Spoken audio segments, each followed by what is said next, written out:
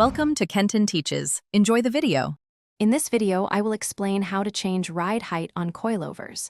Adjusting your coilover ride height is a fantastic way to fine-tune your vehicle's stance and performance.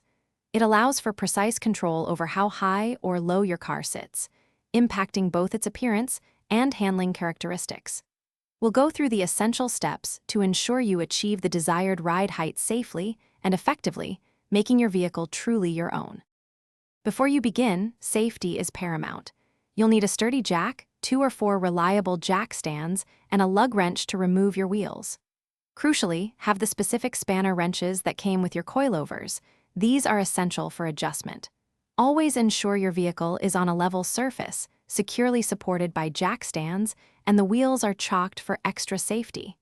Don't forget your safety glasses and gloves. Once your vehicle is safely elevated and the wheels are off, you can access the coilovers. Locate the 2 adjustment collars, the locking collar and the spring perch collar. Use your spanner wrench to loosen the locking collar first. Then, rotate the spring perch collar to either raise or lower the ride height. Turning it clockwise typically lowers the car, while counterclockwise raises it. Make small, even adjustments on each side. After achieving your desired ride height, it's critical to securely tighten the locking collars on all coilovers. This prevents them from moving during driving.